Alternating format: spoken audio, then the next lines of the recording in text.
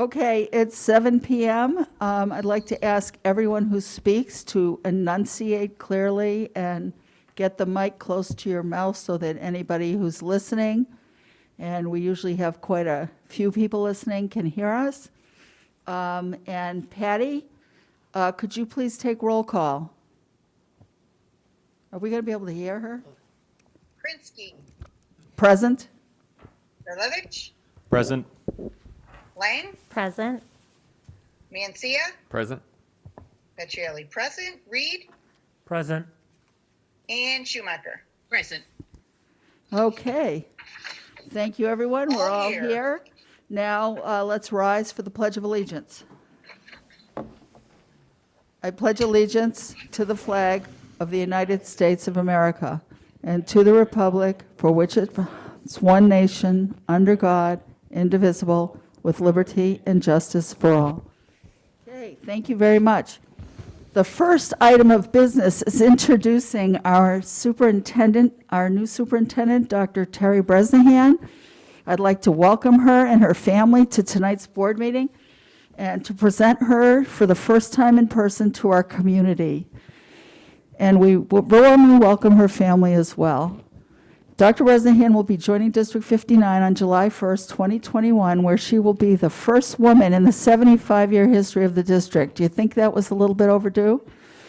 I think it's a good thing that you are now here. Dr. Bresnahan comes to District 59 from Berkeley School District 87, where she served for 6 years as the superintendent of schools. Prior to that, she was the assistant superintendent of curriculum and instruction, which will be extremely valuable as our district continues to strengthen testing and teaching and learning. Welcome, Dr. Bresnahan. Thank you so much. It is an honor to be here. I was very excited for last month's board meeting while I was at my own board meeting to hear the vote and to be welcomed here in District 59. It's even better to be here in person, and I hope this is the first of many opportunities for us to be together and to get to know one another. I am extremely humbled and honored to be in this position and to follow in some footsteps of a colleague and friend and to be so warmly welcomed by so many in not only the staff, but also the community who have reached out. I have had so many emails and phone calls and warm welcomes on Facebook and Twitter, so it really is everything all of you said it would be, and I'm really excited for this transition to take place. I'm very happy to have my family here with me tonight. I have my husband, Brian, who is an educator, my eldest, Abby, who is a junior at York High School, my son, Paxton, who is an 8th grader at Sandburg Middle School, and my two youngest, Keaton, who is in 5th grade at Hawthorne, and my youngest, Margot, who is in 4th grade. They have all been surviving hybrid learning and remote learning, as all of you have here, and we live it as a family, and I'm excited to be on the other side of it, hopefully, when I get to join here in July. And I'm just, again, humbled and honored. I look forward to opportunities to spend time with each of you and to get to know you and just to become a part of the 59 family. So thank you so much.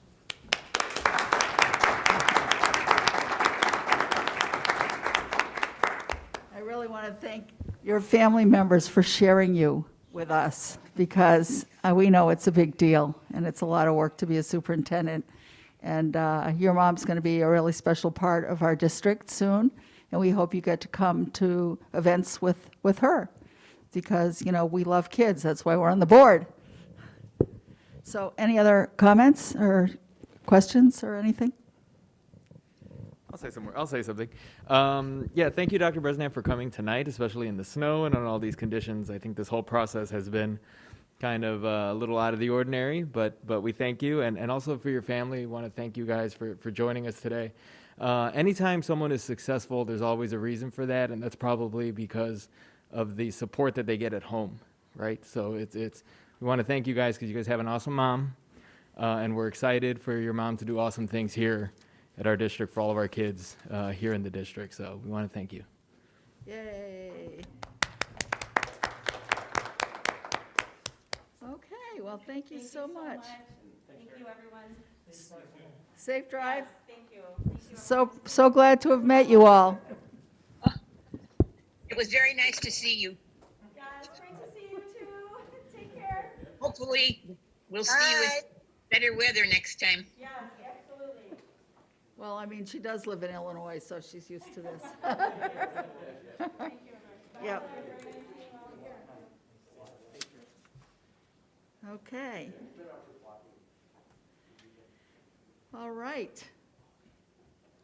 Now we get comments and suggestions from the public. I have received some, and I will read them. We don't have any people here in our conference room. I'm going to just double check that I don't have any new ones that came in.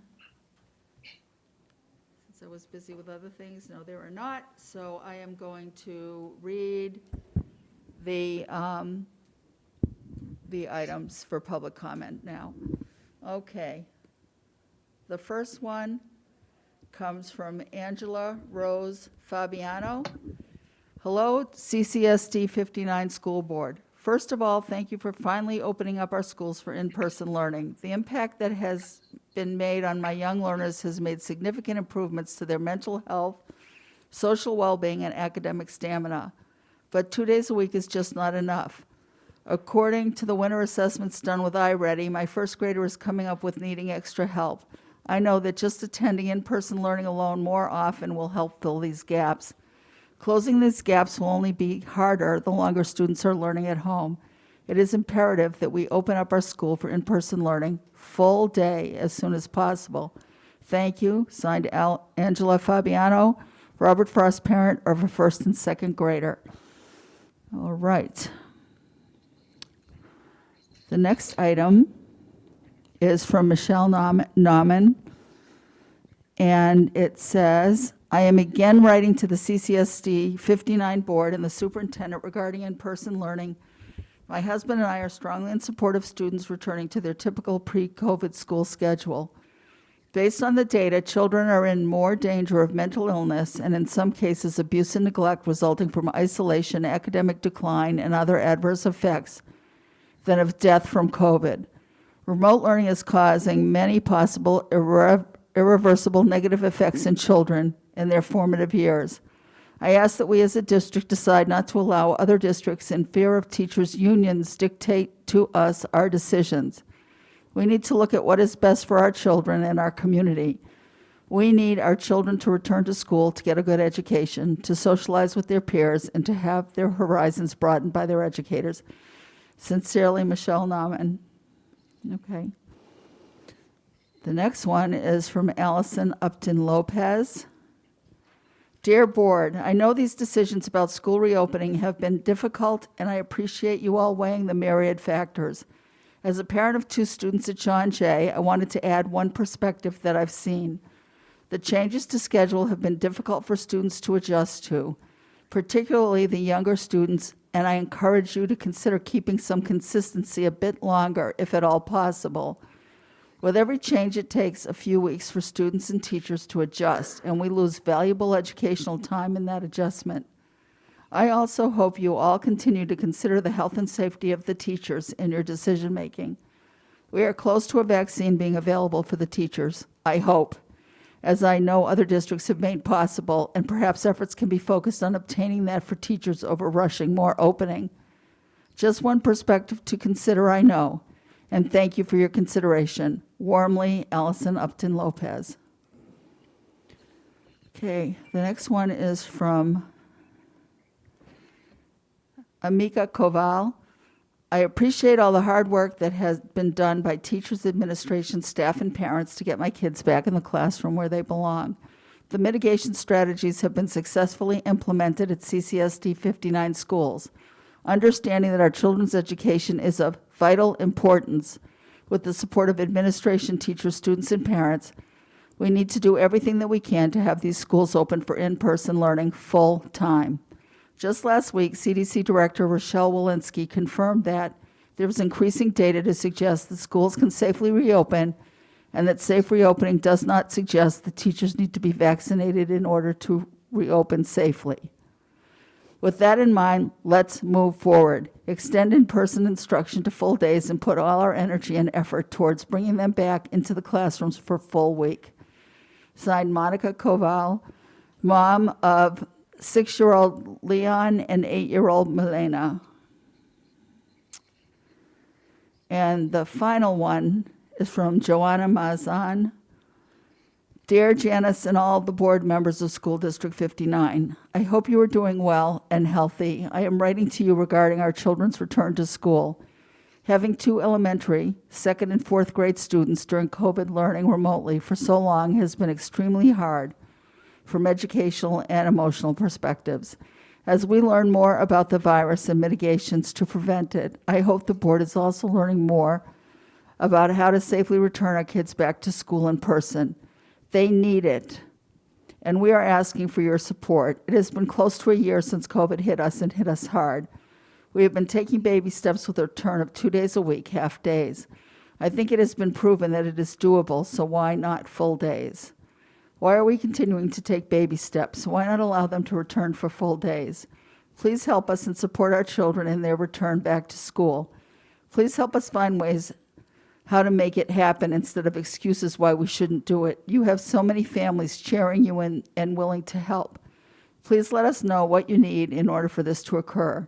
Soon it will be the end of the school year, and my heart is breaking how much our kids are missing out by not attending. Looking for your support, Joanna Mazan. That is the end of public comment. Oh, now I suddenly have another one. I'll read it even though it came in. It says it came in at 5, but I didn't see it until now. To the BOE and CCSD59, to me, as a parent of a first grader, it is very important that my child will get back to school for full time. Last year was a very difficult year for all of us, but I don't see any reason why our district can't fully reopen. There are safety protocols from state and federal regulators that school districts put in place, and we're able to successfully reopen for 5 full days per week. Unfortunately, our kids are learning during mini lesson, wasting time for transportation and regrouping while others have access to education that every child deserves. My child is in the 1st grade. She can't write, she can't read, she is behind. She spends days learning those basic skills via a Zoom meeting. I will not even mention not being able to play and interact with friends in school. The BOE should do everything that it can to support full reopening as soon as possible and push CCSD59 and their administration to make this happen this school year. Partial school openings are not a success. Also, it's not a success that the kids are able to keep their masks on. We live in the pandemic for almost a year, and those kids are wearing masks during their sports, dance lessons, and every other activity that they can do. So please have our kids in your mind when you vote. They need to get back to school, and you can't take that opportunity away from them. They deserve good in-person education so that they can grow and learn and become successful in life. Their future is in your hands, and your job as the member of the BOE is to make sure our kids will get the best education that they deserve. Thank you. Signed, Violetta Gracciola. Okay, and I think there's one more. This one I need to forward to you guys because you didn't see it. I'm sorry. I do not want to miss the opportunity to get it to you. And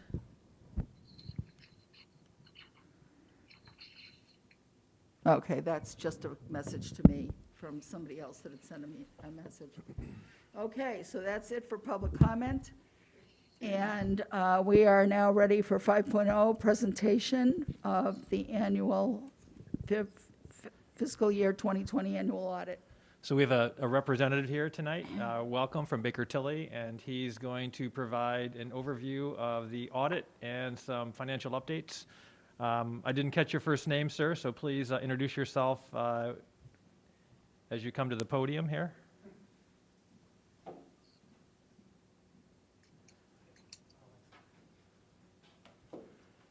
Good evening, everyone. Can you hear me? Talk close. Yeah, talk close. No. Oh, that good? All right. Yes. Hi, I'm Jim Palmer. I'm with Baker Tilly. We did this year's financial audit. I'm reporting on the financial audit that was issued this past month. It's worth noting that it was a little delayed compared to years past because we were waiting for COVID addendums from the federal government for testing those programs. So I'm just going to go through things a little quickly. If you have any questions, please let me know. But big picture, the responsibility of management is to for the presentation and the preparation of the financial statements. And then we come in and we express opinions on those financial statements. And as part of that process, we come up with procedures for our testing in order to make sure that there are no material misstatements of those financial statements. The scope of the 2020 audit included the CAFR, which is the Comprehensive Financial Audited Statements, the Basic Financial Statements, the ISB AFR, the Schedule of Expenditures of Federal Awards, or also known as the CFA, the single audit of the district's major federal programs, and a report on internal control over financial reporting. For all those, for the comprehensive audited financial statements and the basic financial statements, we had a clean opinion, or also known as an unmodified opinion. And for the ISB AFR and the CFA, we had an unmodified audit opinion as well. And then for the financial statement results for the year, one thing worth noting is in the district's operating accounts, which people say is the general fund, the transportation fund, and the O&M fund, there was an increase of 1.9 million year over year. The district also had a significant increase in the capital projects fund, where the district is starting to put money in that fund so they can use for capital projects in the future. And as well, there was the issuance of life safety bonds during the year, as you know, and those will be used in the future for life safety projects. And then, as I said, we did do a single audit of federal audit programs. So we did do the CARES program, which was new this year. And then we also did a Title I program for testing. And for both of those programs, we also had an unmodified opinion, which is a clean audit opinion. And as part of our testing for that, we give an internal control report over those programs for compliance, and there were no issues noted in that as well. And finally, when we were performing the audit, we're pleased to say there were no difficulties working with the district, no disagreements with management. And those are the things I was going to go through with you guys. Is there any questions? How much did you put in, how much went into the capital projects? Actually, I printed it out, but it's very small, so let me try and take a look. Just as a reminder to the general public, this was an initiative of the board last year to start putting money into capital projects, so we would no longer have to sell bonds for significant projects. Scroll down in the financial statements. I could just show them on I got it, on the that's screen. me. Oh, okay. What page? There, keep going. I believe it was around $10 million, but I just wanted to confirm. $10 million is the final balance. I believe the district put about 8 or 9 in this year. Okay. Keep going. It should be the next page, this one. So there's the capital projects fund, and then all the way at the bottom, 9.8 million is the change this year. So there was 1.4 last year. All right. Well, I think that's excellent. I would expect nothing less of our district, and congratulations, Ron and Dr. Fessler, for once again bringing in a clean and well-maintained budget with reserves that we can use for those capital projects in the future. And thank you for your audit. Yeah, thank you. So, in January, the federal government had another stimulus package where we'll be getting some money from that. Are we expecting to have guidance from them on a sooner basis, so we're not going to be delayed on the next year's Yeah, audit? so actually the weird thing is it was kind of frustrating for both us and the district. The federal government came out and said in October that they were going to provide more guidance, and it didn't actually come until the holidays in December. So that same guidance is the same guidance that will be used for the new federal program funding that will be coming in. So it all comes in under the same federal program. And this guidance is kind of telling us how we need to test it and what we need to look for in our testing. So that same guidance will be used next year. They just update it, whereas this year they had to create it from scratch, so it took longer. Thank you. Yep. Mr. Palmer, thank you for coming. Just for my own knowledge and for the families that are watching at home, like with the CARES Act example, when you say that it was a clean opinion, what do you mean by that? So for the federal audit program, what we have to do is we have to look at all the federal dollars that the district gets, and then we're required to test a certain percentage of them. In this case, it's 20%. And so each year we have to look at how much the district gets for each program. And if it's over a $750,000 threshold, they're considered type A. And for those programs, they need to be tested every 3 years. So for this year, Title I needed to be tested under those guidance. And then CARES actually came in at $850,000 this year. So that needed to be tested because it was the first time it had ever happened. So it was a brand new program over the threshold. And we perform our procedures around it. We test expenditures, we test reporting. And that basically means as part of our testing, we didn't find any issues with compliance under the audit or any issues with the controls that are around the federal dollars at the district. Okay, great. And this is an annual audit that we do, right? It's a required audit. Yep. Yeah. Yeah, any district that receives over $750,000 in federal program funding needs to have that every year. Great, thank you. Well, and we would do that anyway because we've always had strong controls and, multiple checks and balances for the money so that not one person is just the one that's responsible for its outflow. And the district has always had really strong fiscal results. And it's So- worth noting, we don't do a complete internal control audit, but as part of our procedures for the audit, we do look at controls like that, where we're looking at how revenues are coming in, who's recording it, and the separation of duties that are happening with that, and we didn't find any issues during our limited procedures for those. Thank you so very much. Any other comments, questions? Okay, thank you so much Thank for you for your coming. time. Thank you. Thanks. And bring us such wonderful news, of course. Okay, so now we're on to 6.0, discussion items. All right, good evening. Tonight, we'd like to pick up where we left off at the last board meeting. The board had several questions about our recommendation to move to increase instructional time.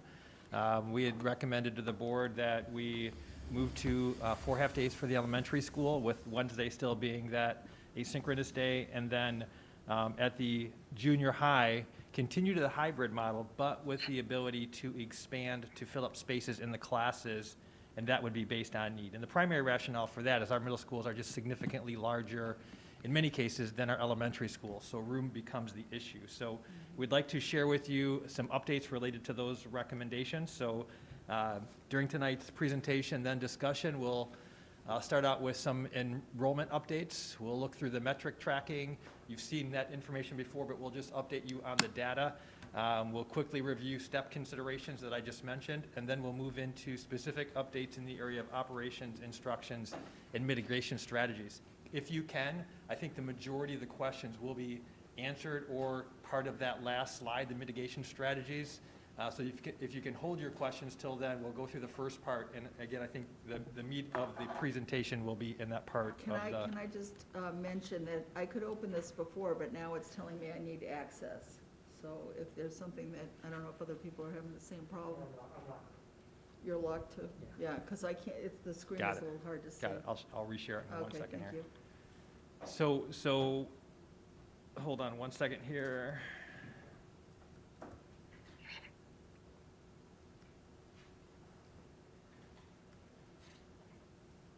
All right. Thank you. You're welcome. All right, so with that, Tom, would you provide an update for the hybrid enrollment numbers, please? Yes, thank you, Dr. Fessler.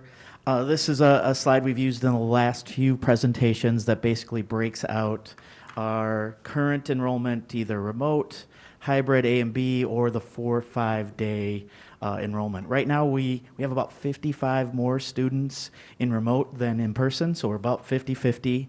I did pull this report this morning. It does change and has changed pretty much every week as situations have changed for families. The key piece to this slide is that percentage piece, and then as we look to shift to the next slide, you'll see that what I tried to do is look at a projection of 4-day enrollment. So assuming all students who are in person now would continue and come for the 4-day piece, especially look at columns 4 and 5, the in-person count and percentage, you can see what kind of numbers we're talking about at each building and the percentage of students as part of that. So we run from about 42% and at Forest View, I believe it is, to over 70% at Claremont. So as schools have been planning and thinking about this piece, obviously they're looking at what kind of counts they have overall, but then especially at the classroom level. The next slide was an analysis we tried to do, taking that 4-day count and trying to figure out how many classes would be 14 students or greater. Again, this is all projected and assumed that students who are currently in person would continue in person. We also know some schools are hearing from families saying, now that you're shifting to 4-day, I'd like to change my placement and possibly come to school in person. So this, as you go through each school, we range from a few schools that have no classes currently, over 14, to the high at Claremont that has 10. But at the elementary level, we're right now looking at 25 classes. Of course, each school is a different size and shape, and schools are already working on how they can account for that full in-person enrollment piece. As Dr. Fessler mentioned, the junior high is quite a different situation, especially at Grove and Friendship, where you can see they have large numbers of students. Many of those are in the fine arts, music, chorus, band, those type of classes that are larger sections across the board. In the end, we're looking at, I think it's about 15% of our elementary classes and around 21% of our junior high classes that currently are at 14 or greater. And with that, I believe Dr. Ossel is going to talk about metrics. Thank you. What you're seeing here is our COVID-19 dashboard, which is live on our website. This dashboard is updated every Wednesday, and at this point we have 3 weeks of information from our hybrid instruction. So in those 3 weeks, of about 3,900 people who are regularly in our buildings for hybrid instruction, there has been a total of 15 positive or probable cases, 7 of which were students and 8 of which were staff. So that's over the last 3 weeks of hybrid. So since we've brought our students back, those are the numbers that we're seeing. And that last line that you see is the percentage of the in-person population with a positive or probable case. You can see last week we were at 0.09% of our population with a positive or probable case being reported during the course of that week. Okay, and as I had indicated to start the presentation, we're looking at 2 different models, one for the middle school and one for the elementary school. The part of the rationale, as Tom also reinforced, is the sheer number of students in classes, but also the junior high scheduling is so much different than the elementary. In the elementary, we know exactly how many kids are in every classroom. With the junior high, based on a specific math course, you could have 25 or 30 kids in one class and 5 or 6 in another. So to balance that becomes equally challenging. I do want to clarify, because in a couple of the public comments, it was clear to me that as I sent my communication out, it wasn't clear about our goal with the middle level. It is indeed to get as many kids in our classrooms that we can socially distance appropriately. And I think that'll be part of the interesting conversation when we talk about social distancing a little later in tonight's presentation. But like, for example, at Holmes Junior High, when we look at those numbers, we think we can meet the requests of any interested families to attend based on their current numbers. On the other hand, when we look at the other 2 junior highs, we have the same goal to get as many kids in those schools as possible, but we will use our MTSS criteria and teams to determine, based on needs, what kids can fill those spots first. And needs can be grades, social emotional needs, it can be internet access. So there are a number of different criteria that these teams will consider in filling those spots. It is our significant hope that our teachers will have shots in arms prior to spring break, hopefully both of them, so we can look at returning with extending opportunities for a full day option. But that's down the road, but want people to hear that we are thinking and planning that way. So we'll now work through the operations, instruction, and then a bit on communication. But again, when we get down to the mitigation strategies, I think there's some meaningful conversations and direction that we'll need from the board. So operations, Ross and Ron? Thank you, Dr. Fessler. The district continues to employ various mitigation strategies. For one, each of our custodians has a daily route for utilized areas. In order to show staff that a space was cleaned, there are door tags that signify that cleaning has been done. The district has also invested in electrostatic sprayers for each building. Staff has been trained on its use. These sprayers will contain a solution that is designated safe by the EPA for contact surfaces with no rinse. Plexiglass will be in learning spaces for students and can also be disinfected by the electrostatic sprayers.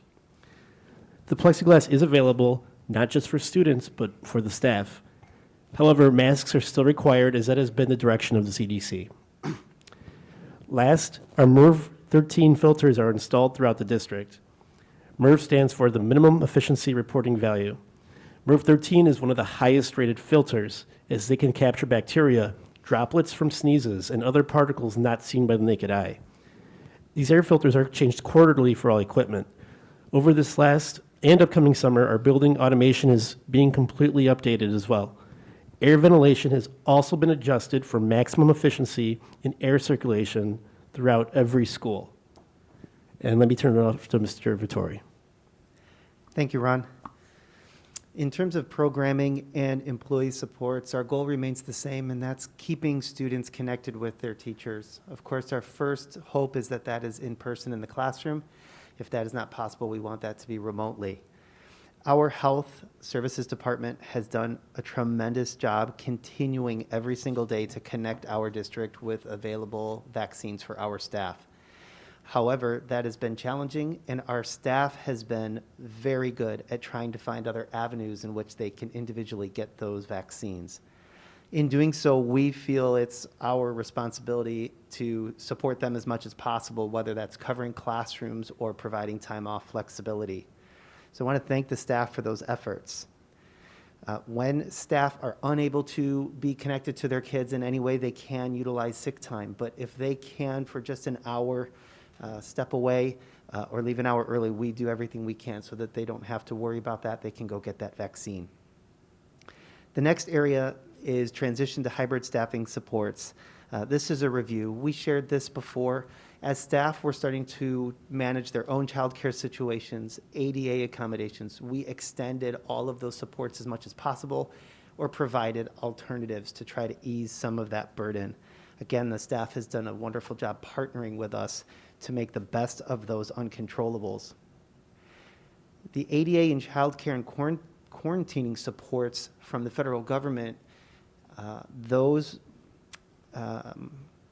sunsetted in 2020, and we are bringing an MOU to the Board of Education tonight, one for the Cameo Group and one for the DEA, which is both certified and ESP staff, that will allow us to continue to extend the quarantining supports so that our staff doesn't have to worry about making a choice between coming to work or keeping themselves or their family members healthy.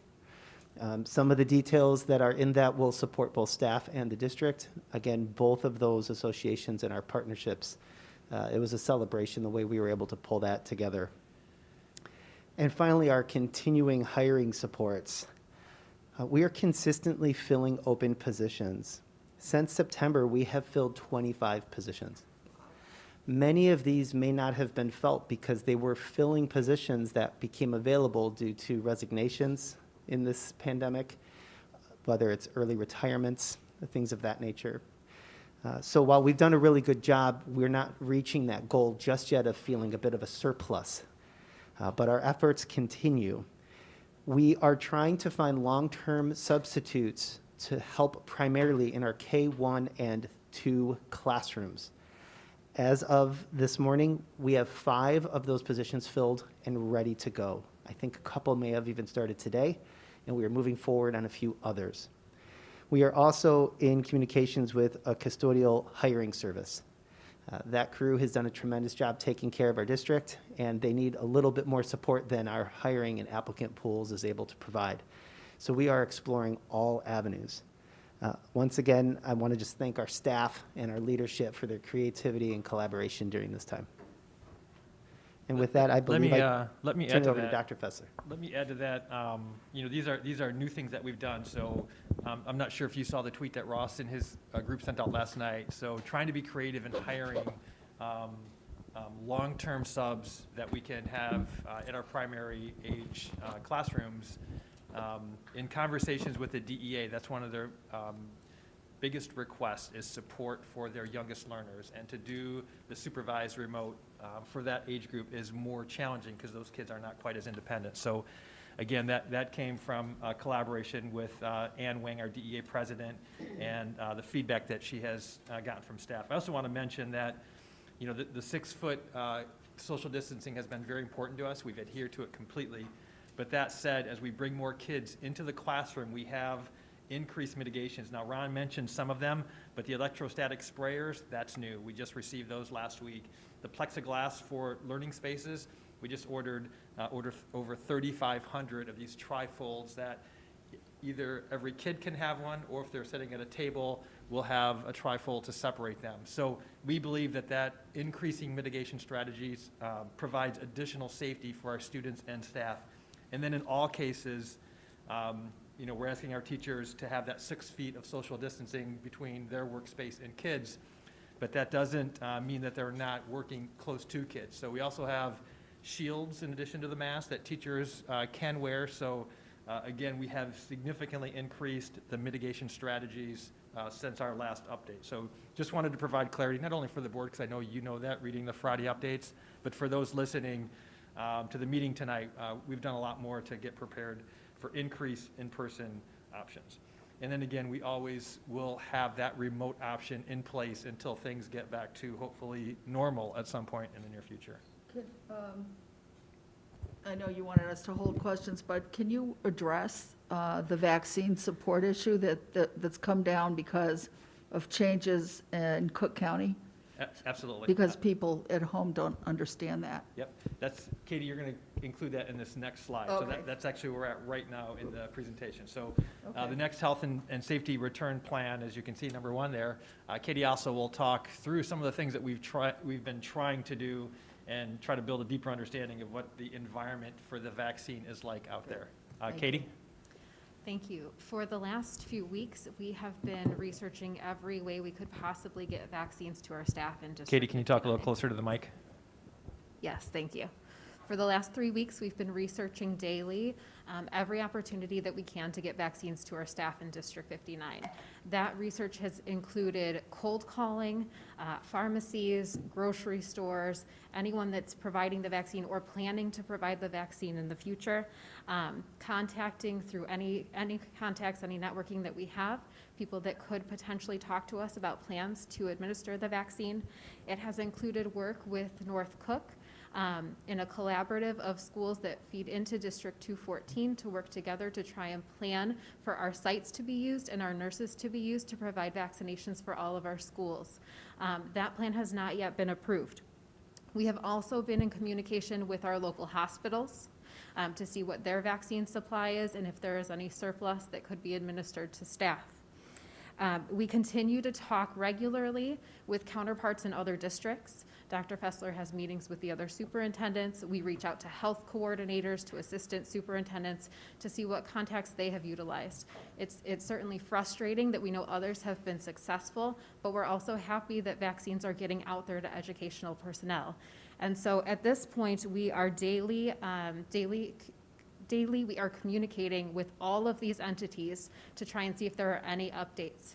We have had some success in certain agencies agreeing to call us should there be a surplus or should there be vaccinations that are thawed and need to be used in a certain time frame. So we are hopeful that if that were the case, that we may be one of the calls that they make so that we can get our staff to them very quickly. But unfortunately, we have not seen any success in a partnership with the school district and any of those agencies to provide vaccinations on a large scale. That doesn't mean that we are stopping. We will be persistent, and we are determined to find a way to make that happen. We have also worked with government officials, and just today I received a communication that stated that they are limited by the state to a small amount of schools that they can partner with. And so we've also been reporting to ISB in the last 2 weeks how many staff need vaccinations and giving approximate numbers. Those two things happening lead me to believe that the state is taking more control over how school districts are administering the vaccine. And so that's the information that we have right now. We are definitely making calls every single day and trying to connect with anyone we possibly can, taking any leads we possibly can to make that happen. We want our staff to be vaccinated as quickly as possible. I have also heard informally, we try to keep in communication with our staff and have people let us know when and where they're getting vaccination appointments, that many appointments were made this past weekend and the weekend prior. And so we believe we have maybe hundreds of staff who have received their first dose or have scheduled appointments in the works right now, which is excellent. We continue to ask staff to seek out vaccination appointments any way they possibly can, to utilize the Cook County website, all of the pharmacies, drugstores, grocery stores that are administering them, those that will be administering them in the future. There are residential county websites and information, because ultimately we want people to just be vaccinated as quickly as they possibly can and through any means necessary. Katie, did we have plans to collect that data from staff through a survey? I know that we had discussed that last week. And if so, what is the timeline with that? Yes, we're working on that right now. I'd like to have a draft ready by the end of the week to potentially put in our staff update. And then we are looking at ways that we can continue to collect that data so we have a somewhat live or up-to-date list of staff that are still in need of appointments.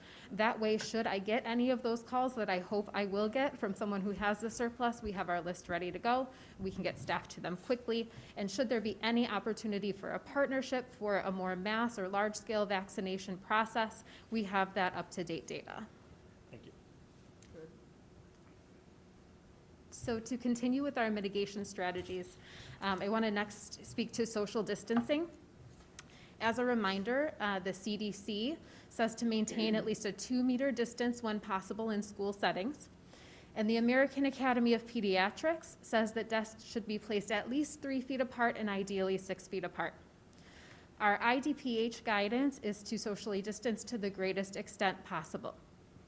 With these 3 things in mind, we always have to consider the context of the situation and the other mitigation strategies that are in place. This week, when we surveyed our elementary schools and our ELC, we found that we have many classrooms, approximately 25% of our classrooms, that would be below 6 feet of social distance when we move to 4 days a week of instruction in a hybrid model. So there are some significant implications for that. And because of that, we take additional mitigation measures. So we have to always consider the full context of our mitigation strategies. Social distancing is a very strong mitigation factor, but we also have included air quality measures, which we heard about from Ron and Ross. Students facing the same direction whenever possible. Everyone always in face coverings, covering the mouth and nose. We limit movement, and now we're adding plexiglass barriers as another mitigation strategy within the classroom. So we have to look at all our mitigation measures in the context of the classroom environment and how we lessen the risk of our staff and our students. When moving to the 4-day model, because of the social distancing pieces, we have to consider that there will be classes that are under the 6 feet, and that limitation of the space between students will have implications for quarantine. As a reminder, we quarantine people who are in close contact to those who are probable or positive for COVID-19 if they were within 6 feet to that person for 15 minutes or more over a 24-hour period, which is measured in the 2 days prior to the person taking their COVID test or their symptom onset. So if we are in our 4-day model and we have some classrooms that are under that 6 feet of social distance, that means that we will have more people that potentially quarantine when there is a positive case. And I think that's important for us to recognize as we go into that model. And that is an exclusion procedure that is additionally a mitigation measure to make sure that we can have people home when they need to be home and not potentially spreading any COVID-19 within our schools. Our other exclusion procedures are for obviously positive and probable cases. We also exclude siblings of those who have COVID-19 symptoms until we have an alternative diagnosis or a negative test. And we exclude those who have symptoms potentially following vaccinations. So those are pieces that we have to think about in terms of who is in our schools and how we are collectively using all of our mitigation strategies together to lessen risk. So the big question here is that, as we indicated previously, that if we change models, we would allow parents to revisit their preferences. So we'll be sending out a communication tomorrow to our families, reminding them of that. And then we're going to ask them if they're going to make a change, to make the change by 4 p.m. end of school on Thursday of this week. So our plan is to start people who are currently in the 4-day on the 16th. We are considering those who make a change and opt in. We may have them start a few days later so that we have time to move desks in, make transportation arrangements. So there may be a few logistical things that may impact anyone changing to in-person, may be impacted by. We're not sure how many days that will be. We think it's 3 days, but no more than that following Monday. So just want to be clear with that. But again, the question is, you've heard what Katie said. You've seen the data on the 6 feet piece. We don't have a lot of overflow places. We have some overflow places where we could rotate kids in, and we'll try to do the best we can to maintain 6 feet. I don't think there was any circumstances where, do you remember what the closest distance would have been based on the numbers that we have? Was it 4 or 5 feet? Most are at 3 to 4 feet. Some are at 5. It's really all over the road in different schools. We have a lot of different shaped classrooms and different sized classrooms, so it's just different. The other piece that we think is important is some type of a communication to families where if the 6 feet cannot be met, that we share communication with families to say that, in this classroom there are 17 kids and the social distancing is 5 feet. So that's where we're at with our planning to make this work. Wanted to get some direction and feedback from the board. And then following that, Maureen has a piece of just some instructional stuff that she'll update, but want to get a sense of where the board is at with that part of the planning. Anybody going to comment? Robert, go ahead. Yeah, Dr. Fessler, can you provide more info on the junior high piece? You mentioned getting them back there quickly. Could we hold that, and I'd like to resolve the elementary first, Sure. and then we can go to that. if And that's this okay. would also apply to the middle school Yes, as right. well. But the social distancing piece is the piece where we need direction from the board. So we can either limit the number of kids in a classroom, or we can have, some flexibility. Again, understanding that we want to do 6 feet wherever possible, and it sounds like a significant number of classrooms, the majority of our classrooms, that will not be an issue, but there are some where it will be an issue. And some schools, Claremont is a perfect example with the number of kids that they'll have attending. Courtney? Well, I just wanted to ask, so you explained how you wanted to sort of give the informed consent to parents of if in fact, your child is in a class that has less than the 6-foot social distancing criteria, that you're aware of that. And I guess I just want to confirm that when parents have the opportunity to opt into in-person, will they be aware of it at that time or be able to access information about, I guess there's like a before and a after, right? So we're gonna ask families to make that commitment by the end of this week, so Thursday, 8 p.m. Following that, then we'll have that data. So in the aftermath of that next week, we will be able to immediately share. Now, it's teacher conferences next week, so I think Friday administration will be working. So we may have the ability to turn it around that quickly and work on some communications. But we're meeting with principals tomorrow just to get some feedback from our building principals on how to do that more effortlessly, because as you know, we have, hundreds of sections of classes throughout the district. So there's a little bit of finessing that has to happen. But yeah, that's the concept, so that in the event that they don't want to, come on that Monday, and again, it wouldn't actually be a week until there would be an impact. But if they don't, they would have an opportunity to address that as well. Patty? Oh, Mardell, go ahead. I'd like to respond on this business of the separating the elementary from the junior high, because I think the class sizes and everything about it is completely different between the two. Speaking first of the elementary, which you suggested, I think that it's fine to combine classes, but anything above 15, as far as I'm concerned, is too many. Because if you get to 15, 16, 18, 19, you're up to regular class sizes. Then there's no point to this whole in-school program that we've got. I think that if you close it at 15 and say no more than 15 in the elementaries, you could combine some classes. And then I thought also, if it was possible, if you had a small 4th grade and a small 5th grade, you might be able to combine two different grade levels within the same school and be able to manage the size. Another thing, for the sake of the teachers, I'm not sure that it's a good idea to give them more than 15 children at a time, because in our regular classes, there are classes that are no bigger than that, because they're teaching also to the children who are working virtually on their computers at home. So if you start giving them 18, 19, 20 in-school students and then ask them to do the virtual also, I think that's too much for the teachers. Okay, thank you, Mardell. Janice, can I point out, just Yeah, go just ahead. in case you guys want to see, in the gray right, you can see there are I 25. can't hear you. If you look at the slide I put back up, that just contains the data of the number of classrooms that would be 14 or Correct. plus. So on the far right gray, you can see there are 25 at the elementary and 162 at the middle. And it has a breakdown by school. So Claremont in particular has I don't 10. know who's talking, but we can't hear them out here. I don't think I can get any closer to the mic, but Mardell is pointing out, if you look at the slide that I have illustrated, you can see the numbers impacted for classes above 14 on the far right in the gray. But Right, there are some that are above that. yes, 18, yes.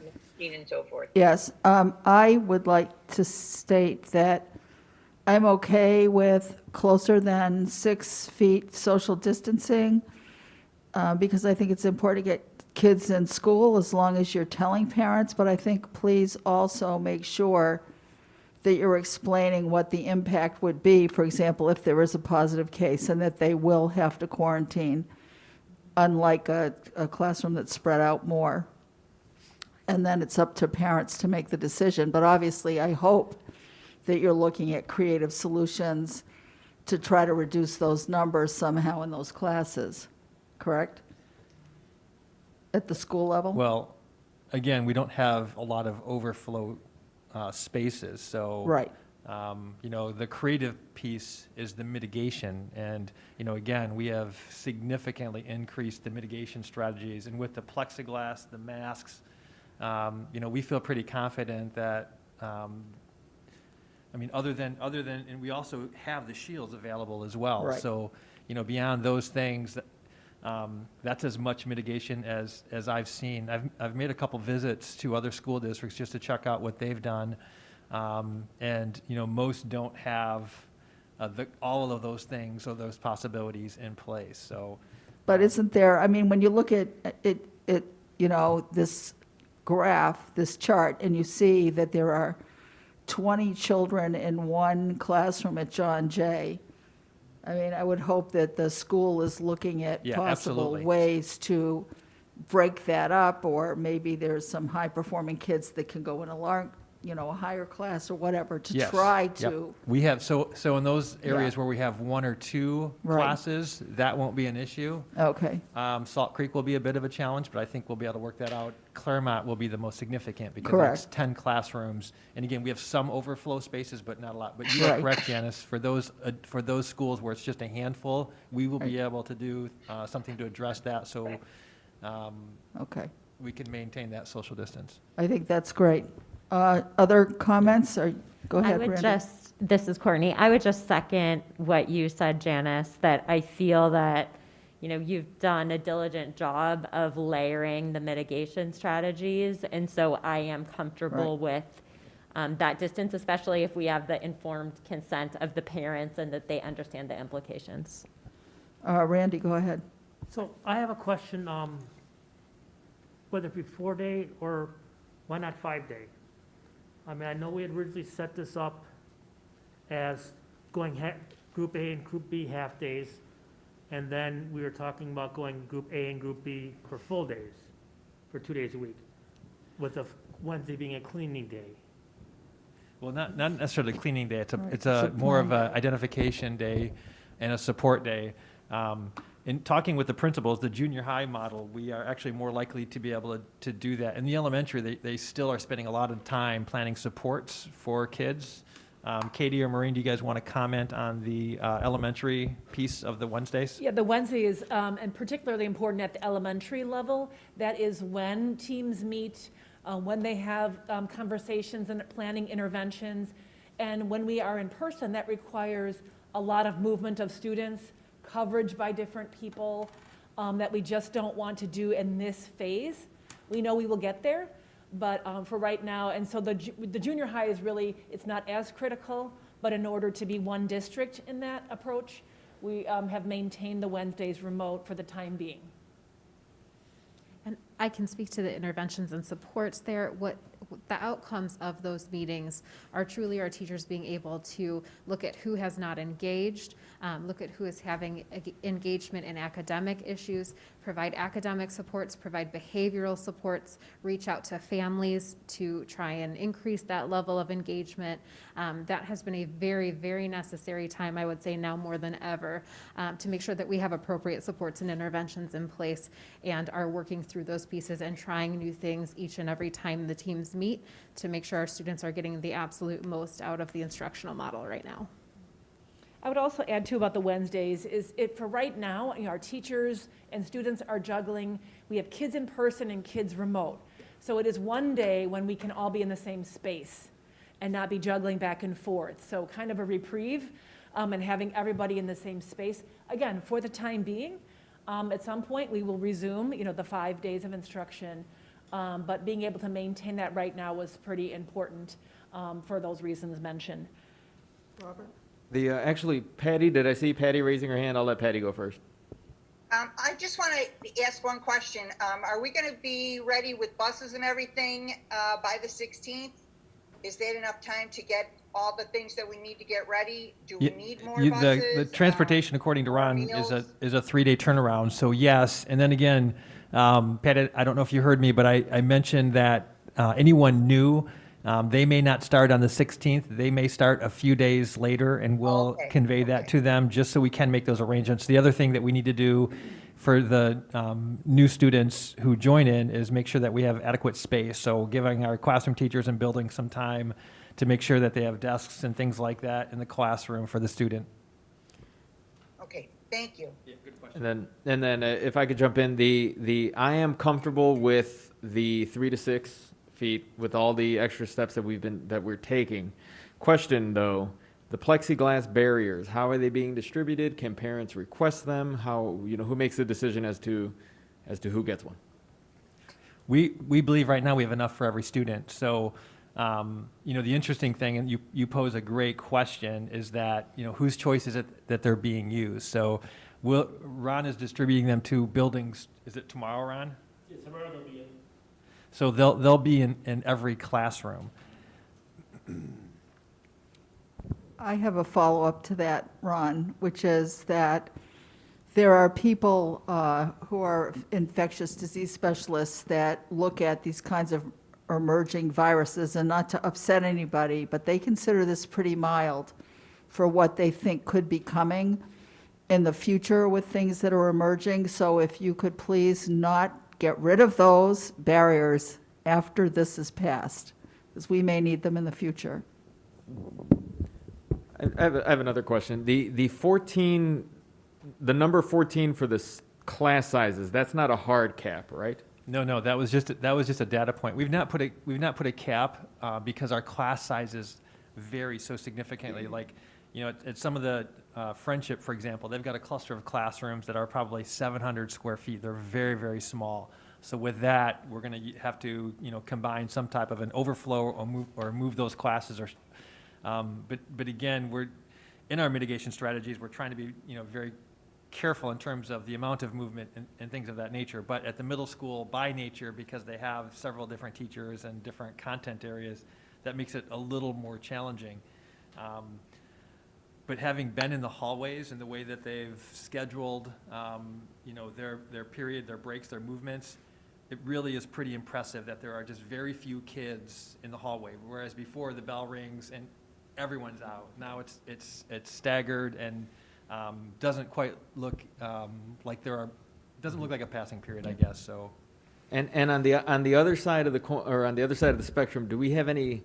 What are the small class? Do we have classes that have 6 kids when they combine? Yeah.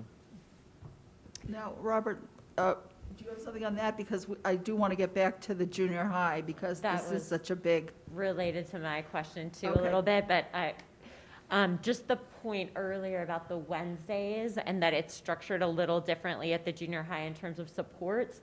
I'm wondering if we would consider opening up Wednesdays at the junior high level in person versus remote. Yeah, we haven't, so like starting on the 16th? Yeah, we haven't discussed it. SLT, do we see any? There was one thing I know when we talked about, even when we go to full day, we talked about schedules and start times for kids. One concern we have that we think parents will be concerned about is if the junior high age students are coming to school, but the younger ones are not, then that could be a concern for families, having little ones maybe home when the junior high ones are not. I'm But just thinking on a family by family basis, they could make that choice potentially. I would hope we could be flexible with that. No, that's something to consider, because it definitely is driven by the elementary. Yeah. Could I say something? Of course. Go ahead, Mardell. Okay. I'm confused as to how we are going to do 4 half days. Because if you're going to take the A's and let them go Monday, Tuesday, Thursday, and Friday, and the B's go Monday, Tuesday, Thursday, Friday in the afternoon, how are you going to do 4 days? And if you Yeah, the plan is that they will all go at the same time, Mardell, so we're not splitting morning and afternoon. What was the plan, Art? I can't. Sorry, the plan is that they're all going to go at the same time. So A and B will combine, and they'll go for that 4-hour morning session, and then they'll have the asynchronous in the afternoon. Okay, they will combine. Well, then how are we going to do it and keep the numbers down in the elementary if you're combining the A and the B at the same time? Yeah, that's the conversation we're having right now, Mardell, and we talked about the increased mitigation strategies with the plexiglass that we've added. We talked about the masks, that in some cases, the social distancing may be less than 6 feet. But there are only, at the elementary, there are a couple of buildings where it becomes a significant issue. In many of the cases, we'll be able to adhere to the 6 feet just by making some space adjustments and so forth. So that's the conversation we're having right now. Are we comfortable with I that? understand that. Well, then in that case, I don't see any difference from us doing 2 full days for the A and 2 full days for the B, because that's basically what they'll be getting, and then you wouldn't have to worry. You could still have the same number of children and have their Wednesday in between for sanitizing. I mean, the only difference is they'd have to eat lunch, and if you're having only half the kids, you can spread them out a lot, and if necessary, you could let them eat lunch at their desks with the throwaway placemats that you have. Mardell, that's already been discussed and it's off the table right now. Let's continue with this discussion, because I'm concerned about what we're going to do in the junior highs with such large numbers. Go ahead, Rand. So Katie, we talked about vaccines and stuff like that, and we're talking right now about schools and classrooms maybe being kind of more close together. Are those teachers are we kind of prioritize our teachers then too for vaccines if we, maybe we only get, a certain number of doses? Will those teachers that may be in what we'll call a high volume classroom be kind of give priority tries for vaccines? Is that something we can do? Randy, we really haven't discussed the prioritization of different classes of staff, but that's something that we can discuss. Well, it's largely because all of our staff are interacting with kids. So Janice and I talked a little bit about the possibility, and it just makes it hard because even our parapros are supervising kids, interacting with kids. So when we shared our information, we shared all staff who would need it, but we there are very few exceptions where our adults aren't interacting in some way or in a classroom where kids are at. So I don't know that we could do that. And I also think, it does send a message, a loud message to people in terms of, we're trying to send a message that we value the safety of all of our staff. And if they're going to be interacting with kids, we all want them to have that same priority status. So we can revisit to see if there are any groups that aren't connected with kids and might be able to start there. But for the most part, I would say 90% of the people in our district getting the vaccination have pretty regular interactions with kids. And so far, all of our communications and all of our information has been given to all staff. Everything's been shared largely with everyone. Yeah, and I understand that, but I'm kind of almost Yep. trying to be a realist that, brainstorming. we may not get, 900 vaccines, and not everybody will be get vaccinated. Right. And that's what I'm thinking, if we have some sort of, I don't know, whatever criteria we decide to use, we have something, so when, like you're notified, hey, we need to start vaccinating people tomorrow because it's gonna expire or whatever, it'd be nice to have that list so we can start working on those people that we felt were whatever. So a start to that is obviously the survey, which they are collecting, because then they'll be able to reach out. But then I guess we cross that bridge when we get there. It'll be exciting when we have a set of vaccines to think about. Yeah. I mean, the interesting thing, we're approaching this through the health department in coordination with all the sender schools to District 214, who's serving as a hub. So they have our data. Anytime we can update it, Katie updates it. And to your point, Courtney, we plan on sending out a survey to get more accurate information so we can update it. But the problem still remains the doses. And, I heard on a news report this morning that they're saying in 2 weeks there's going to be a significant influx of doses. But we've heard that before. We initially heard that February 8th would be the day that we would begin to have access in Cook County, and that hasn't turned out either. So not putting a lot of stock in any of that. And our teachers, I think, are really understanding that, if they can find a vaccination, to take advantage of that opportunity and get one. So I know Right. most of the SLT has Right. gotten their vaccinations, by finding places and going out and getting them.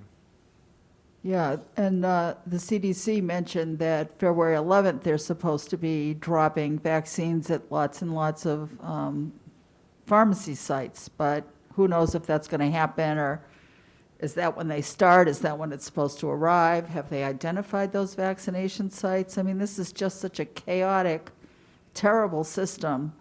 And I think when the time comes and you're suddenly going to hear that there's vaccine available, I don't think you're going to have time to do any planning. You're going to be, come on, sign up, let's go. You got to make sure classes are covered and everything. I mean, that happened to NSSEO. They were given 200 doses. On Tuesday afternoon, they were told, Monday they were told there weren't any. Tuesday afternoon, they were told 200, but the catch is it's tomorrow, starting early in the morning. And so, I mean, they scrambled all night and all morning to sign up people, and it was chaotic because they have kids in classes. So, And that is consistent with what I'm hearing, that, right, someone will have 30 doses available that have to be used today. Right. And so it may just be a matter of what staff would we be able to get there at this time on this day of the week? exactly, and keep the classrooms covered. So, we're scrambling, and I really applaud you for the hard work you're doing to try to locate vaccine. And now the county and the state are saying, sorry, no, schools are not going to be eligible because too many others were abusing the privilege and getting special consideration, which is how some of our neighboring districts were able to obtain shots for everybody where the rest of us were not. So I hope that means that they're somehow in the pipeline, because we obviously all need them. But, I don't see what the change is, other than now suddenly we have no hope of getting anything immediately. Yeah. Janice? Yeah, Patty? Yeah, Walgreens was supposed to start this Friday, but I was at our Walgreens right here in the town center, and they have been giving out the vaccines already. So the information is kind of intermittent. Right. But I know that Meyer is giving them. I know that now Walgreens is giving them. CVS has not started yet because they're only doing them out of state. They're not going to start till until So we March. include updates Yeah. in our Friday updates, or if there's And something I that needs to be actually- more timely. Last Tuesday night, I called at like 11:30, or not called, I checked at 11:30 on OSCO's website, and I actually got one. So I go tomorrow for mine. Congratulations, but it really takes, unbelievable effort to try to locate it, and if you're lucky, you can jump in if you can get there then. So, I know, I've been looking, I've still Right. been checking for people to be able to tell them where they can go, and I haven't found anything. right. Well, that's what happened. I finally found one for Tinley Park, but fortunately for me, NSSEO couldn't fill all those slots, and Dr. Hackett insisted that I get one. So I was able to get one through the NSSEO group, and I felt myself very fortunate in that case.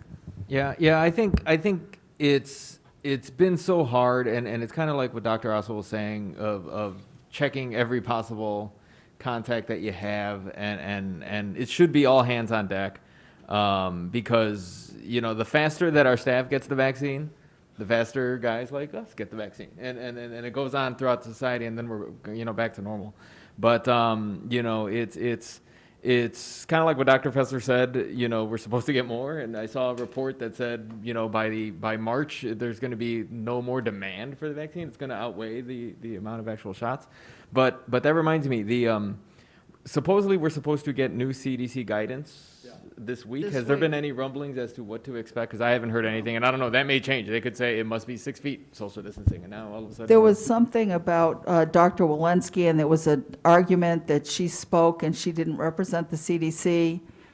But then I read that they're now in alignment, so it's probably going to have something to do with how much distance and whether or not teachers need shots and whether or not it's safe to go back to school. So what exactly they're going to say, we're going to have to find out this week someday. So I feel like we have good direction. Courtney, let me just look and see if there are any unintended consequences that I'm not thinking of with the Wednesday piece, but I can certainly update the board in the Friday update. And then if that's something we want to proceed with, it would take a little bit of planning, but if that's the pleasure of the board and they want us to pursue that Wednesday sessions at the middle school, we can absolutely investigate it. But I don't want to give you an answer right now because we've not thoroughly talked about that, and I want to make sure I run it through SLT, building principles, and then hear from the DEA as well to make sure that we're all considering all factors. Yeah. Sure. And I guess the only other piece I was just interested in a little bit more information on, it sounds like you are thinking of and hoping that our staff will be vaccinated by spring break, which I haven't looked at the calendar recently, but I assume that's the end of March. Yes, the last full week in March. The last full week in March. So you're planning that our staff will be vaccinated by that point, and then is the plan that we would move at that point to 5 full days at both the elementary and junior high level, or 4 full days, or what is the thinking? So the plan right now is, once shots are in arms, that we'll go full day. I think at the March board meeting, we'll be able to determine what that will look like. We should have, hoping we have a good indication, and hopefully everyone has had their first round shots by then. So at that point in time, I think we can discuss that and make a determination of what full days look like. Is it 4, is it 5? But yeah, we are thinking it'll be full days and full days with lunch once shots are in the arms. I think the only determination is 4 or 5 days. Keep in mind that it takes 14 days to build up the immunity. So if they get the shot in the arm, you're still going to have to wait 14 days to make sure that they're really ready to go over, open for lunch, because I know that that's the concern of many of our staff members. And with the priority for educators and the shots, what about nurses? What about custodians? They were 1A. Are they in the same group? No, they're Nurses. read ahead. Okay, great. And then 1B includes me, because I'm 65, and teachers and staff, and first responders, like a second level of first responders. So someday you guys will be up for shots. Just to clarify, this is Chris, just to clarify, so there's some assumptions being thrown around when we say shots in arms. We're assuming that everyone's getting a vaccine, which I would probably challenge is not going to happen. So I'm hoping that we're not making the decision to operate safely and everything, all the mitigation strategies, and then adding this next hurdle as part of our thinking process to get to 5 full days. Is that right? What do you mean hurdle?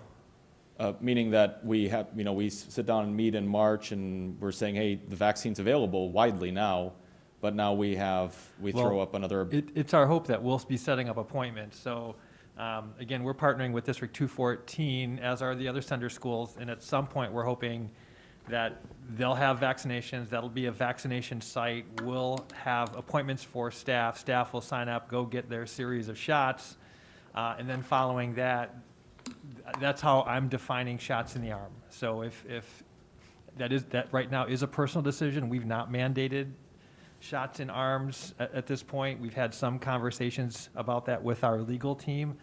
But no, so that wouldn't be a hurdle. What we're thinking is that when that opportunity comes for our entire district to have the availability to do that, that's how we're determining shots in arms. Got it. Janet brought up So something. availability is the key word. Janet brought up something that I hadn't considered, and that's that 14 days. So that could, You mean Janice? what did I say? Janet? I think he knows who I really am. Okay, so as Janice indicated, the 14 days after the second shot, I hadn't built that into a timeline. So I do, though, believe that at the 11th, the meeting in March, that we'll have a pretty good idea of what that whole timeline looks like. But 100% is not the requirement to go to No. 5. Right. No.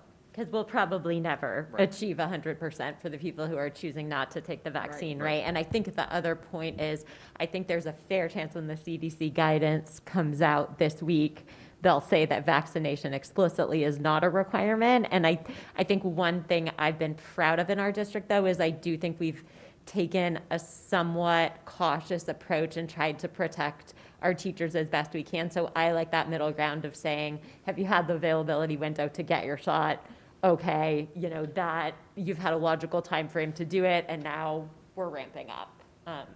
So I agree. Now, I do have a question, though, about 4 days for in-person for Friendship and Grove, and maybe 5 days, because you're going to look at that, and I agree. I think that we could do that, would be a great idea. But what are we doing as far as trying to make this work for the junior highs that are really have a lot of classes that are really going to be restricting the distance? Are we still able to take those classes and do 3 feet to 6 feet? Or what is it going to look like for the schools that are not homes? So is the question about, so I'm not sure I'm clear on the question. Okay, I wasn't clear on stating it, so I'm not Okay. surprised. My apologies. What I'm asking is, can we also offer 4-day classes in half-days at Friendship and Grove for any students that want it? That we don't know. So the plan is to expand it as broadly as we can with the space we have. So if it's the 3 to 6 feet, whatever the math is, and again, I want to make sure the board is saying that, we have the ability to do the 3 to 6 feet. We've not had that conversation. Yes. We've not had that conversation with the full DEA. So I'm sure that there'll be some reaction to that piece, and we'll want to get some clear data in terms of how many classrooms that impacts. But the idea is with the space that we have in our middle schools to expand it as broadly as we can. We use the approach based on need, so that if we do have to restrict the number of students who come back, we have a basis and a criteria to do that. Okay, so I see 3 people agreeing, but what about you, Chris or Randy? Are you okay with 3 to 6 feet, or do you want to maintain 6? You, sir. The more we get in school, the better. So if we go down to 3 and with the mitigation strategies, the plexiglass, how, are those mobile and they're movable, I'm assuming? It's like a science fair board, but with 3 windows in it. That are clear? And they actually be picked up and moved? Yeah, yep. Okay, because I know my sister sent me a picture of her school, because they're a full day with lunches and stuff like that, and they have plexiglass things, very similar to what you built, what the staff built for this, the secretaries and stuff like that at the front office. they have those to help, so they can do their lunches kind of thing. Yeah. Yeah, this is like a science fair board. Yeah, so I'm assuming we can, when we start going, when we talk about full day, these are things that maybe the kids could take with them to the lunchroom or something like that. Or we'll buy one for each space. We want Yeah. to keep them in a space. And that's part of the reason why we bought the new cleaning devices, so we can spray down ionize the rooms in the evenings, and that'll clean the plexiglass as well. Okay, now, and I'll say this, so that's great for the elementary schools, but for the junior high, we have kids going in and out of those rooms on an hourly basis. So it's only considered from that perspective. But yes, I am good with, 3 to 6 feet. You're talking about the cleaning piece, Yeah, the correct? Well, cleaning. this is a longer day, too. Remember, it's part of the reason they did that, so that there's fewer changes. Right. So, Chris, we already have 4, so we don't really care. No, I'm kidding. I, of course, care what you have to say. Thank you. My thoughts on the guidelines with the 3 to 6, I've been a frequent traveler during this entire process. Between hypervigilance and protocol and process onto a plane, I feel cleaner coming off of a plane than I do getting on. That's never happened before, right? That there's a shower right afterwards. So, I think of that environment with the procedure and protocol to participate and be able to travel. I think of that equivalency here. So I'm totally flexible following the leadership's processes and procedures. If it was a foot, if it was half a foot, there's the pre-screening, there's the confirmation in the morning of how do you feel, there's the vigilance and awareness, the entire process. Everybody's participating in it. So that's my position on it. Obviously, from a communication standpoint, for the parents, to let them know, hey, it might be 3 feet. It might be 2, but we're doing all these things to create a safe environment, and everybody needs to participate to make it work. I'm comfortable that it'll be fine. And Okay. if a case comes up, well, then there's protocol that we follow there, so. Exactly. Mardell and Patty, do you want to weigh in on this? I want to see how it all works out. I want to see, I think if we have mitigation in place with those dividers, I kind of like those. I'd like to see what they look like, how they work. I think that sounds like a good protective gear. I like giving teachers the visors. Junior high still is a concern for me because I know those classes get bigger by the second. I'd like to stay the 3 to 6 at best. I don't want to go below that until we actually feel more comfortable. And I don't know, this is all rolling around in my head right now.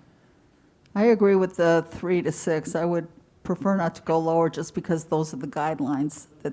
Yeah, we will not go Yeah, less I'll than give 3. My opinion. I think whatever you do with the junior highs will be fine as long as you follow all the things that we've been talking about that are safety issues. And as long as you separate the 3 schools and work on each of them separately, because they're completely different. Their populations are different.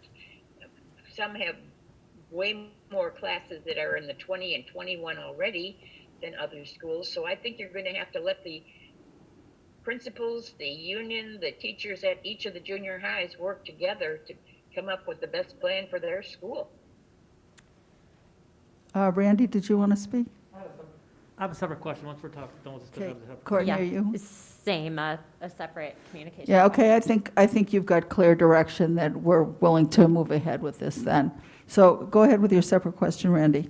Hey, Katie, next Friday, on the Friday update, can you give me an update on the self-certification? How's that going and stuff? Sure. Because I know we know, I hadn't thought about it until Chris just mentioned it. It's kind of see how it's going and, what kind of percentage we're getting and stuff like that. Because I know, that's a big thing that's going to make, it slows down the morning, especially if it's not being done and stuff. I can provide that. Thank you. So just another question about how we're communicating out this, current shift, and then also looking towards spring break. I know we've received a couple of public comments of parents who were interested in going back to in-person, but they were unable to do so until it was a full day. And I would like to be able to flag for parents that we're looking and aiming towards this in the future to get them oriented with that planning process. So I don't know if it's possible in this round of communications to flag that and to see if you get a response of once we're 5 full days or 4 full days, I will be sending my child back at this point, just so on both ends we can Yeah. start to plan for it. Yeah, and I anticipate that'll be a significant number once we go to 5-day full day. Quick final question. With the barriers and snack time, are the kids eating now in the classrooms with those barriers, the plexiglass barriers? We do not have the plexiglass barrier. We just received the plexiglass barrier, so we'll be distributing those this week. The plan for them to eat their snack behind the barrier, is that what was that what the plan would be? Yes. Okay, we have a bunch of other items on here, so I'd like to suggest that we move on at this point. You can always send Dr. Fessler an email and CC me if you have additional follow-up questions. Why don't we go to 6.02, resource allocation process overview? Okay, each year, last year was a little different because of the COVID experience. We run a resource allocation process just to identify and review how we are spending and allocating resources. So Tom is going to provide a quick overview of that process. So as Dr. Fessler mentioned, the last few years we've not followed our full standard process. This year we're condensing that process. Normally we would start in November, October, obviously. We had other things to focus on in that time. But we've really developed this process over the last 5-7 years to look at needs within the district, gaps in the district, things that need to be adjusted within the district to meet the needs of our learners. It's driven by the needs of the kids to help prepare them to be successful for life. So we've developed some guiding principles and drivers to help with that process. So I'll just quickly highlight them. We want the resources and staffing to follow the needs of the kids. When I was in HR, that was simply if we had a big class size or a large enrollment somewhere, well, we need another teacher. We've really started to look at that at a much deeper level when we talk about programs, needs, enrollment, everything that goes around that, and use this process to help with that. We want to be consistent across schools. I know when we first started talking about resource allocation, the discussion of the junior high math program came up. As we've become very aware of friendship offers something the other two junior highs don't. So there's been some great discussions with Dr. Fessler, instruction, junior high principals to say we have to find a way to have that at each building. That's a big part of our process. Obviously, equity is a big part. Equity is not equal. So when we talk about, as an example, a school might have a larger class size compared to another school. Well, if that's could be based on performance, how kids are doing in school, low income, all those different pieces, that becomes part of that discussion as we look at things. Fortunately, as a district, we're well staffed across the board in all of our programs, so we often don't have big discrepancies, but it happens sometimes in our schools just by the size of the school. And then as much as possible, we want the system to be aligned across schools and seamless. So if you're a kid who goes to Juliet Low and then moves to John Jay, that it would look pretty much the same. What's available, class size, everything, curriculum, all those things are very consistent. And we've really done well, I believe, on that piece these last 4 or 5 years. And then the drivers, the district vision and philosophy, equity, student needs and interests. It's been a big part of the junior high discussion, looking at kid interests and some of those electives and opportunities at the junior high level. Looking at research and data, and then obviously we need to be fiscally responsible. So a former superintendent, Dr. Dan Schweers, used to say the best class size was 1-to-1. If we could do that, every kid, one teacher with one kid, but that's not an option. So that's been a big piece as we've built on this. And then right now we're really in phase 2, 3, and 4. We're collecting some feedback. We're looking at that data. We're looking at gaps. Starting to look at priorities. That math piece is probably the biggest one that's already rose to the top. And then the first part of that discussion really is what's available in the district to move around or shift. Instead of, well, let's just ask the board for 10 new teachers. It might be, wow, at this school we've seen an enrollment shift, there might be an available staff member there. Or looking at programming or different things. That's really been the focus the last 2 years, has been a resource shift and go through that process. It's always part of the discussion. We want to be cost neutral as much as possible. And then this next step are phases 5 and 6, where we'll really start to prioritize that piece as SLT, pull that together, and we'll come and present to the board and share that information with the board. And then as we move into the final piece in April, we'll look to the board to approve a plan or a proposal that will not just be resource allocation, but then we'll start to move into that staffing piece. So I know I'm focused on that junior high math piece, but to make that happen, if we need 3 teachers to make that happen and we can't find them within our reallocation, would likely come to the board and say we'd like approval to add those positions to our staffing plan. And then finally, once the plan moves forward, we implement it. And work on that starting in the spring all the way until school starts. And oftentimes, especially this year is a good example, throughout the school year. So that's a basic, very quick overview of the resource allocation plan, but we'll be coming back in March to talk a little further and share some additional details of where we're at. Any questions? Tom, just a quick question. Did you mention this is done yearly, this allocation review? It's normally done on an annual basis. When we were more focused on balancing the budget, then it was really about an internal shift and not really digging deep into gaps or new things we want to explore or need to explore.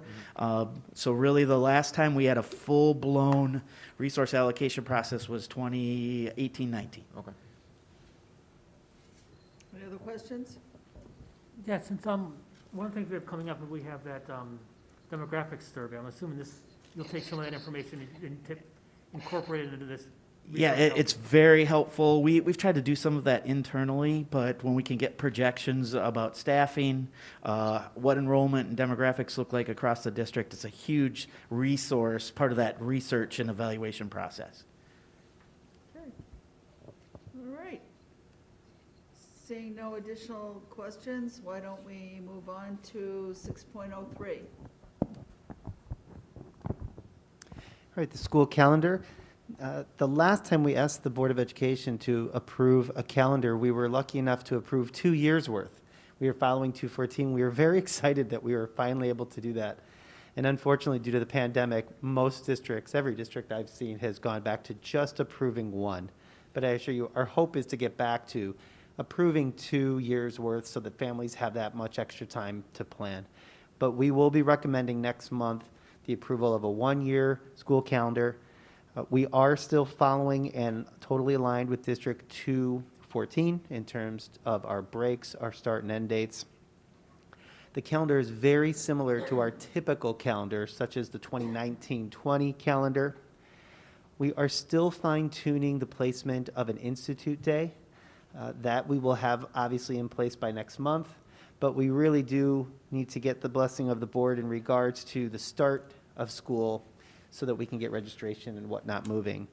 For the traditional calendar, the student start date would be August 11th for grades 1 through 8 and August 12th for kindergarten.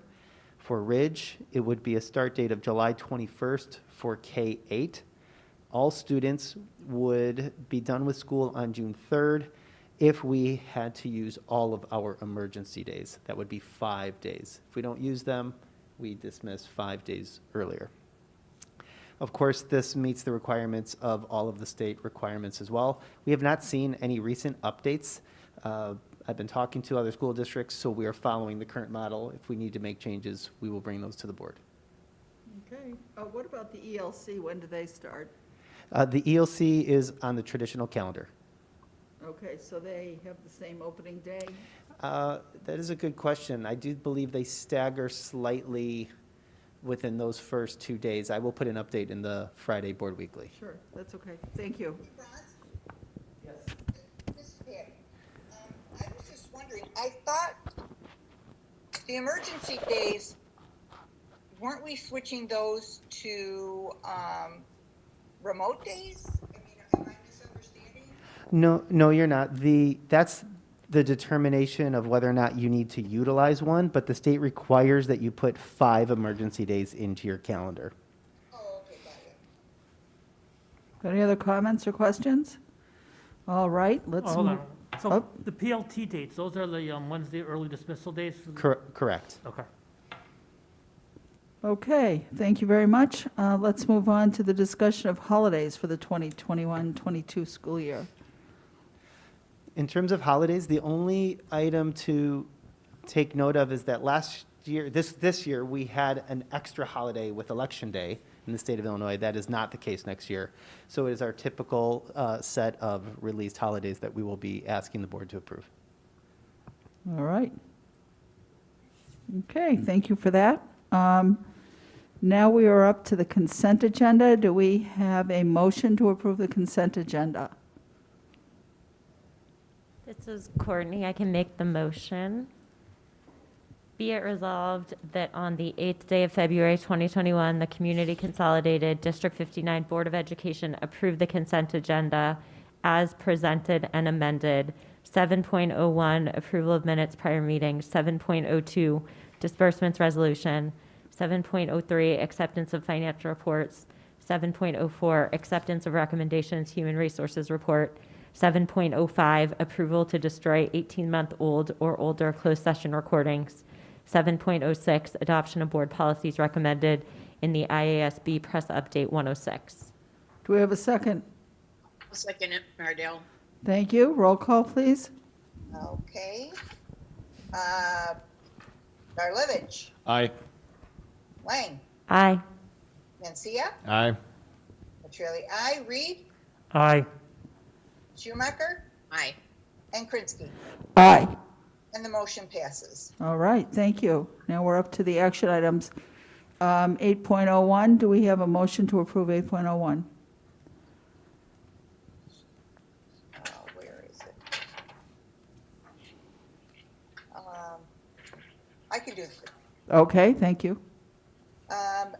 Be it resolved that the Board of Education reviewed the policy 7180, prevention and response to bullying, intimidation, and harassment at the January 11th, 2020 Board of Education meeting. Adopted this 8th day of February by a roll call vote as follows. Lang. Oh, Aye. we need a second, right? Oh, I'll Yep. second. Okay, thank you. Is that you, Courtney? Yes. Gotcha. Lang, Aye. Mencia, Aye. Petrelli, aye. Reed, Aye. Schumacher, Aye. Krinsky, Aye. and Garlovich. Aye. And the motion passes. Okay, thank you. Do we have a motion for 8.02, approval of demographer recommendation? I can do it. All right, This is Randy Reed. Be it resolved that on the 8th day of February 2021, the Community Consolidated School District 59 Board of Education approves the agreement between Grouper GIS and Community Consolidated School District 59 as presented. do we have a second? I'll second it. All right, that was Robert. Roll call, please. Okay. Mencia, Aye. Petrelli, aye. Reed, Aye. Schumacher, Aye. Krinsky, Aye. Garlovich, Aye. and Lang. Aye. And the motion passes. All right, thank you. Now we're up to the approval of the consulting agreement with GCG Financial LLC. I'll make the motion. All right,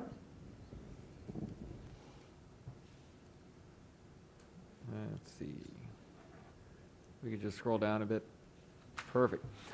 Be it resolved that on the 8th day of February 2021, the Community Consolidated School District 59 Board of Education approves the attached agreement between GCG Financial LLC and Community Consolidated School District 59 as presented. do we have a second? I can second it. This is Randy. Okay, Randy seconds. Roll call, please. Randy, who, was it Chris or Robert? That was Robert that read the motion. Okay, gotcha. All right. Petrielli, aye. Reed, Aye. Schumacher, Aye. Krinsky, Aye. Garlovich, Aye. and Lang, Aye. and Mencia. Aye. And the motion passes. All right, and I can make the motion on the next one. It's memorandums of understanding. This is Janice.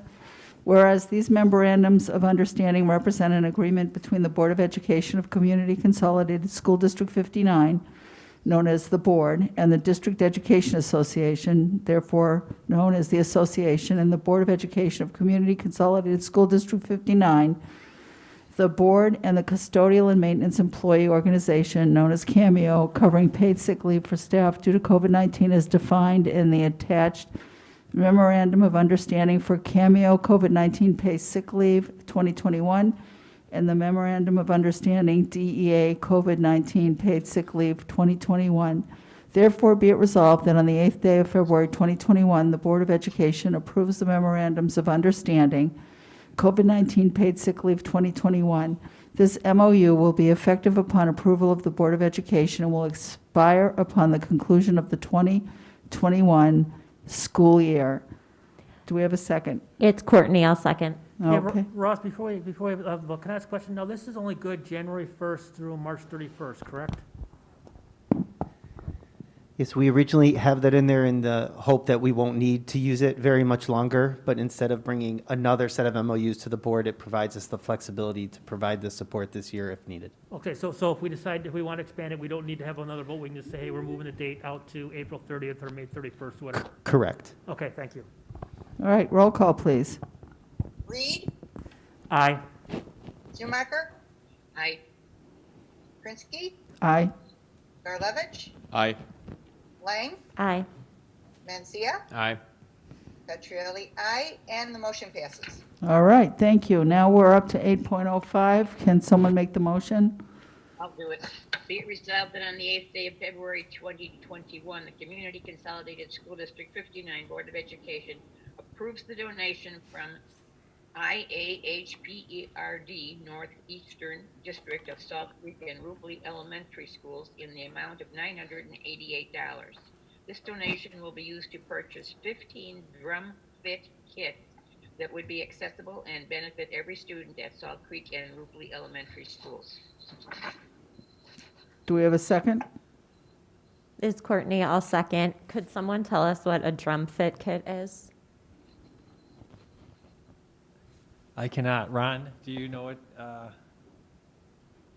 I can also Google it if I need to. I wish I knew. I hear it's for PE.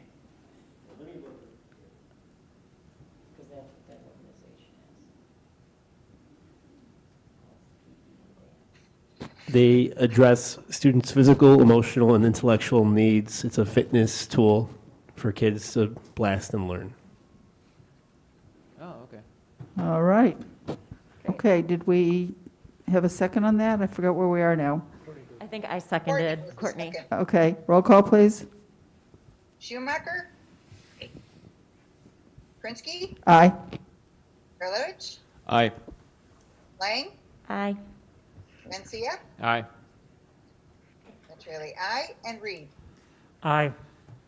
And the motion passes. Okay, great. Now we're up to 9.0 with a public hearing on school holidays modifications for the next school year. Do we have a motion to open the hearing? It's down as Resolution 1. I'll move to open the hearing. This is Courtney. Okay, do we have a second? I'll make the second. Okay, that was Randy? 8:42. Yes, okay, and roll call, please. Krinsky, Aye. Karlovic, Aye. Lang, Aye. Mencia, Aye. Petrielli, aye, Reed, Aye. and Schumacher. Aye. The motion passes. Okay, thank you. Well, there's no public here, so we need to I make a, do have a question. So Veterans Day is normally the 11th or 12th, and we're moving it to the day before Thanksgiving. Is that just so we don't kind of mess up the school year, or just what's the reasoning behind that? That is actually where we have normally placed that day off, and it allows us to have students in session to connect with and learn about our veterans and those heroes. We then typically put that day off right before Thanksgiving. okay. I had already asked Ross about that because I questioned it also. But the way I understand it, correct me if I'm wrong, Ross, is Veterans Day will still be celebrated in our schools on November 11th, but the holiday itself, as far as the day off of school, will be moved to the 24th. That is correct. Okay, so, wait, where are we now? We need a motion to close the hearing? I move to the hearing on public holidays be closed. Okay, and the time is 8:45. And do we have a second?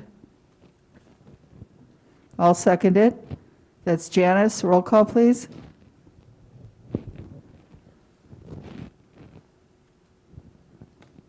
Patty, roll call. Patty, you're muted. Sorry, I was muted. Okay, Janet, it's like, okay. 8:44. All right.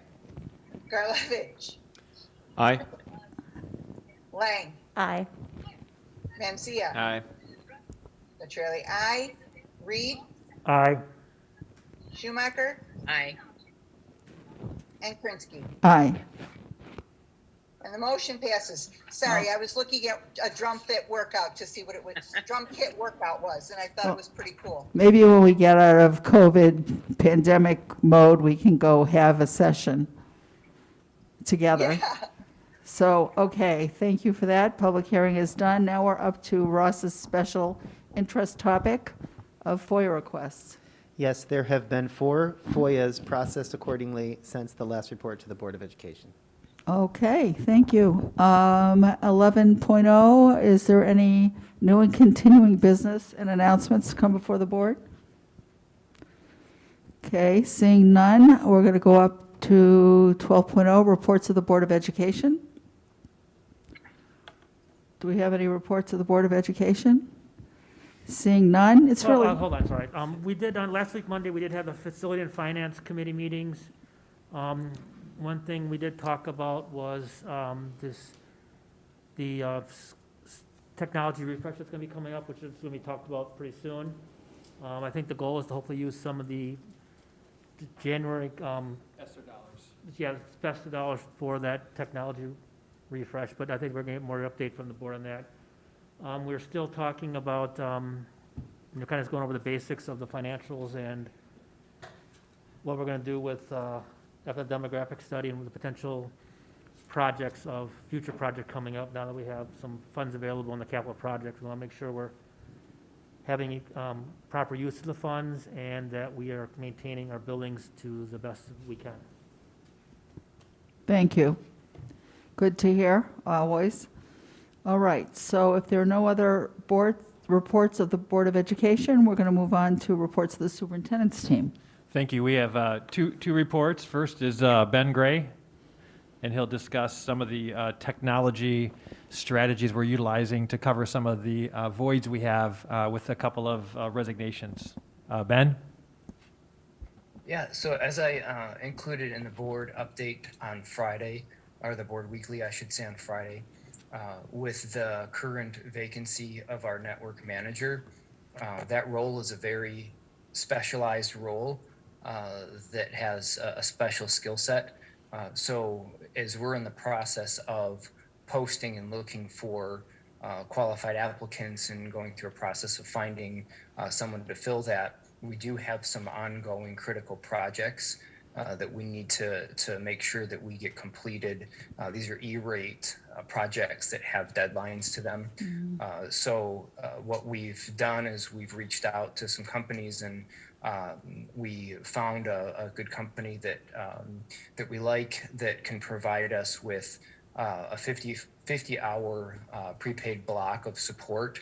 And this can be used as we need it. So it can be used for these projects, which we know we will be able to use for these projects, but also it'll be available for high-level network support. So in the event that our network was to have issues or go down, that we needed that high-level support, we can reach out to them for that help.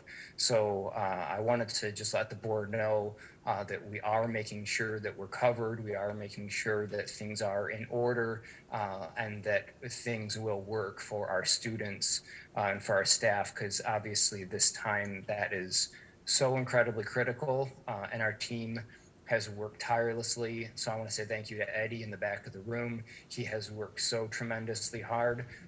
He has done so much, as has the rest of the team, to pick up in the absence of our, like I said, the current opening of our network manager. So want to thank the team, but also want to make sure that we have the necessary support that we need. So that's our current process, and then we will continue to evaluate those positions and who needs to be where to be able to provide a more permanent solution. Okay, thank you. Glad to hear you're back, Ben. Yeah, thank you, Marta. Your voice. Yeah, Randy has a you. question. Hey, Ben, so is this remote support, or is this actually someone coming into the district office and helping at that time frame? Either way, whatever we need, they can provide on-site support as well as a call-in support if it's a configuration, whatever we need with our network support or our hardware support, they'll provide that. And then what's associated with that? If we use these 50 hours up, does it go to an hourly basis, or do we just kind of buy another? It's like, almost like a prepaid card. We buy like 50 hours at a time kind of thing. Yes, it's a great question because we don't yet know exactly how quickly we would use these hours. Things have been running really well so far, so we're sort of mapping these out more for the projects right now that, again, as I said, have that time-sensitive deadline. So if we start to work through these hours quickly, then we will discuss with them what does that look like to move on to some I guess quoted projects beyond this. So what this also gives us is a chance to work with the company to make sure we're happy with the support they provide, with the level of service, with the quality, all those things, without much of a commitment. So it's a nice way for us to evaluate this group to make sure they're doing what we want them to do. What are they going to charge for these 50 hours? What's that, Mardell? Sorry. Are they planning to charge us for the 50 hours? So the whole block is it's like $9,200. Sounds very good. For that support. So so based on what you're saying, is this something that we're considering them to like take over more on a long-term basis potentially, and not replacing a network architect individual? Well, that's part of what we're looking at is there a way with our current system to optimize potentially a high-level support group who could do some of that, and we don't know that answer quite yet because we have had the work that our previous network architect did was it was excellent, and he really reshaped our entire network in a really positive way, and now things are running very well. And so it's trying to gauge that was enough of a foundation laid where now we just need ongoing support to help if something goes down, or do we need to continue to have that level through our network, if that makes sense. So that's what we're evaluating and why this buys us time to do that evaluation. So we make sure we have a backup plan, a fallback, but then we also have time to look to see what would the future plan look like with our support and our structure. I assume we do not have anybody else in our technology department who could take over that position. That's another piece of what we're looking at through this and those discussions that we're having. Thank you. Hey, great work, Ben. Thanks a lot. Thank you. And I'm happy, if there's follow-up questions, please let me know. As always, email me. I'm happy to provide additional details and context. So I want to make sure that your questions are answered through this piece. Thanks, Ben, and thanks to the team. I know how much was done for our network before, and I know it's a big loss, but I'm glad we've got people that have stepped in, like Eddie, that, are carrying some of the weight. Yeah, and me I too. think Thank you. And I think it's a good solution to bring in a company to see where that gets us. Any other questions? With that piece, are they already under contract, or is this the foundation for us having an action item next time around? It's not. So it would just be it would be a purchase of as I said, as a prepaid 50-hour block would be the current commitment. It's not any long-term contract. It's not any anything that we're under obligation for anything over this time. It's a short-term piece. Yeah, my only 2 cents is the free legal advice here is that a lot of times when it's a low amount, the contract like $9,200 or so, these contractors will cap their fee, or if anything goes wrong, at 2 times fees paid, for instance. So we just want to make sure we look at like because something could go wrong with the network and issues. So we just want to make sure that the district's protected in that event.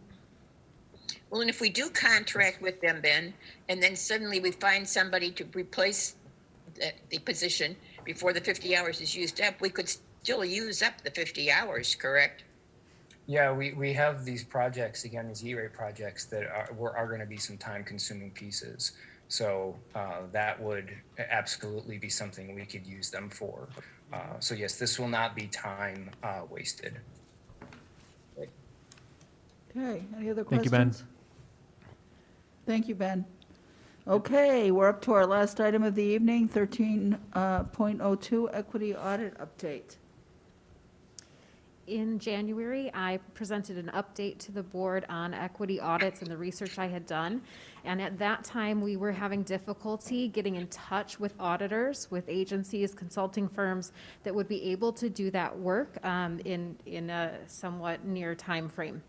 Since then, I've been able to meet with several agencies and several firms and had very informative conversations with them about the services that they offer, the scope of the work, and what that could potentially look like. That was a great process. What we've done now is we've seen that there's a very wide range in the components of equity audits between different firms. And there's also a very wide range in prices and fees for those services. So with that information that I obtained from the meetings and the information from our subcommittee from the summer, we've designed a request for proposals with the scope of work that we would like to see accomplished. And we hope to put that notice out later this week and go through the process so that we can see exactly what agencies are able to do the exact type of work that we would like to see in that audit. Look at the availability, the fees, samples of other audits that they've done, and choose the best one to meet the needs of our district. So our hope is to get that out later this week, as I said, and then review in March and potentially come back to the board in April. That sounds great. Can you tell us or provide that feedback in the board weekly update about exactly what the scope is that you're asking for, since it is so broad and so deep? I can. That would be great. Yes, Thank we've you. essentially looked at dividing that into 3 phases, the first of which would be primarily data collection, interviews, and work with our district admin, because that could potentially be completed over the summer. And then move into more school level focus groups, interviews, family and student-oriented work, and then bring that back for full presentations and action planning. Okay, sounds good. And Katie, based on these conversations, it sounds like you're expecting that you'll receive like a handful of proposals. Like what is your, at first, you know, the report was a little pessimistic about ability to get this work done soon, but are you feeling different about that? I am. Since then, you know, we've done a much broader search for agencies. We've talked with other districts and where they've been successful. And with those meetings, I do expect to get a handful back to review. Thank you. Okay, that's really great. It's really encouraging. Yeah. Other questions? And we, excuse me. We talked about this during our behavior intervention committee, and there was a lot of eagerness and excitement from the members of the staff and the community that were also on the committee to have an external audit. So it's good that this is getting done. And also, I forgot to mention this during that, but along those same lines, thank you, Katie, for the book, because we talked about culturally responsive teaching during that. So Katie provided me with a copy of the book and also of a book to read, and I will get you at least a minimum 25-page report on this book in your inbox. Thank you. No worries. I will respond. Presentation included, right? Yes.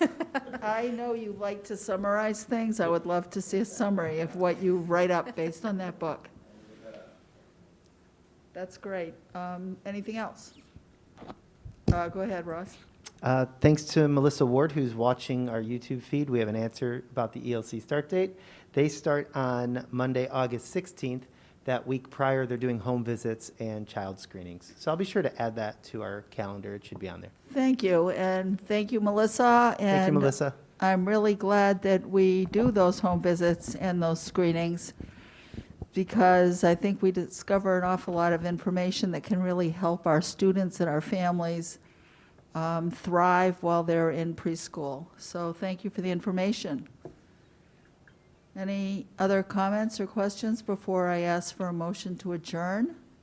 Well, let's not delay any longer. This is really kind of early and nice. Do we have a motion to adjourn? I like to keep my record going. I make the motion to adjourn. This is Patty. All right, sounds good. Roll call, please. I'm going to start at the top. Krinsky, Aye. Garlevich, Aye. Lang, Aye. Garcia, Aye. Fairly aye. Randy, I know you want to keep going, but Aye. Mardell? Aye. And the motion passes. Okay, thank you, everybody. Have a good evening. Drive safely.